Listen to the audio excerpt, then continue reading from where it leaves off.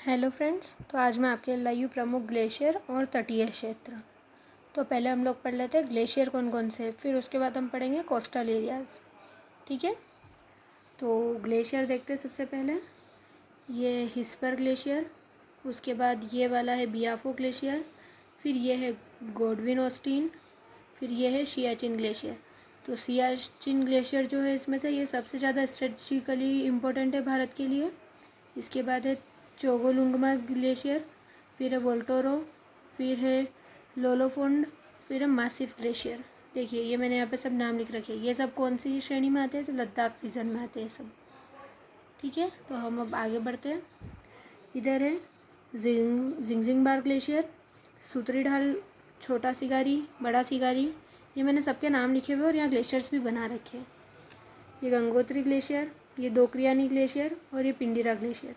तो देखिए यहाँ पे फ्रेंड्स ध्यान से, ये जो है जिंगजिंगबार, सूत्री ढाल, छोटा सिगारी, बड़ा सिगारी, ये सब आता है हिमाचल प्रदेश में। ये लद्दाख क्षेत्र में आते हैं ग्लेशियर, ये हिमाचल प्रदेश में आते हैं।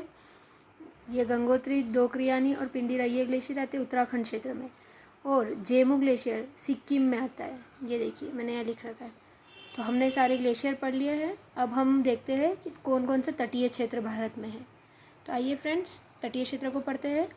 तटीय क्षेत्र को हम सबसे पहले कुछ प्रमुख भागों में विभाजित करते हैं, जिसमें से है कच्छ और काठियावाड़ का क्षेत्र। कौन सा क्षेत्र है कच्छ और काठियावाड़ का?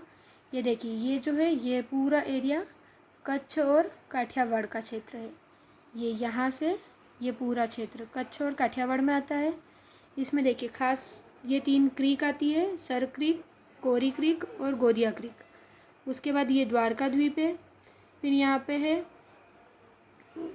कांडला पोर्ट, यहाँ पे है पोरबंदर पोर्ट। और इस एरिया को जो इतना कोस्टल एरिया है इसे बोलते हैं पोरबंदर तट। फिर यहाँ पे दीव है, यहाँ पे खंबात पोर्ट है। फिर भरूच, सूरत, दमन, ये सब इसमें ही आते हैं काठियावाड़ और कच्छ क्षेत्र में। जो ये जो तट रेखा है, ये और तट रेखा से लगे हुए प्रमुख शहर और बंदरगाह हमने आपको बताया। अब उसके बाद हम आगे चलेंगे कोंकण तट पे, ये जो कि पश्चिमी घाट पर आते हैं।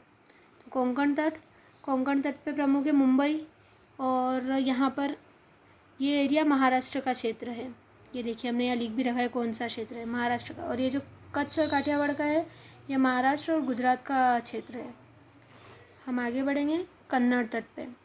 अब देखिए यहाँ पर अंदर भी कुछ इम्पोर्टेंट शहर दिए हुए हैं, जैसे कुद्रेमुख है, मैंगलोर है, चिकमंगलूर है, बेंगलोर है। तो ये यहाँ पर मैंने आपको बता रखा है। ये बन्नेर घाटा है, ये रंगनाथिट्टू है और ये कन्नड़ तट आता है कर्नाटक क्षेत्र में।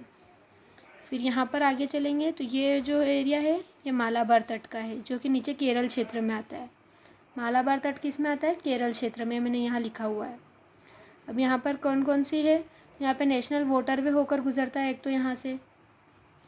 फिर यहाँ पर है प्रमुख नदियाँ भी दी हुई है, पेरियार है, पाम्बा नदी है, कोट्टायम नेशनल वाटरवे भी है, कोट्टायम क्षेत्र है, कोल्लम झील है। ये देखिए सतगल नदी जाती है यहाँ पर। वॉलिंगटन द्वीप है जो कि इस झील में है। वेम्बनाड जो लेक है उसके अंदर एक द्वीप है वॉलिंगटन द्वीप। फिर उसके आगे चलेंगे तो अस्थामुंडी झील है। ये जो झील दिख रही है ये अस्थामुंडी झील है। ये तिरुवनंतपुरम है यहाँ पर। फिर आगे चलेंगे तो अब इधर आ जाते हैं हम पूर्वी घाट में। इधर आ जाते हैं पूर्वी घाट में। तो यहाँ पर है कोरोमंडल तट, यहाँ पर रामेश्वरम है और यहाँ पर वेंगई नदी और तुंगभद्रा नदी जाती है। यहाँ पे पंबन द्वीप है, तुथुकुंडी पोर्ट है, तमिलनाडु क्षेत्र में आता है कोरोमंडल तट। फिर चेन्नई पोर्ट है यहाँ पर। श्रीहरिकोटा भी इस कोरोमंडल तट पर ही स्थित है। पुलिकट झील में स्थित एक द्वीप है श्रीहरिकोटा, जो कि देखिए यहाँ पे पुलिकट लेक मैंने आपको पास ले जाकर दिखा देती हूँ, ये बना रखा है। और ये श्रीहरिकोटा। फिर यहाँ आगे उत्तरी सरकार आता है, इसमें गोदावरी नदी है, कोलेरू लेक है, कृष्णा नदी है। फिर आगे चलेंगे तो यहाँ पर है गोपालपुर, विशाखापट्टनम पोर्ट है। और ये जो उत्तरी सरकार का जो एरिया है ये आता है आंध्र प्रदेश में। ठीक है, उसके आगे हम चलेंगे तो उत्कल तट, जो कि ये सारे पूर्वी घाट के नाम है, कोरोमंडल, उत्तरी सरकार और उत्कल तट।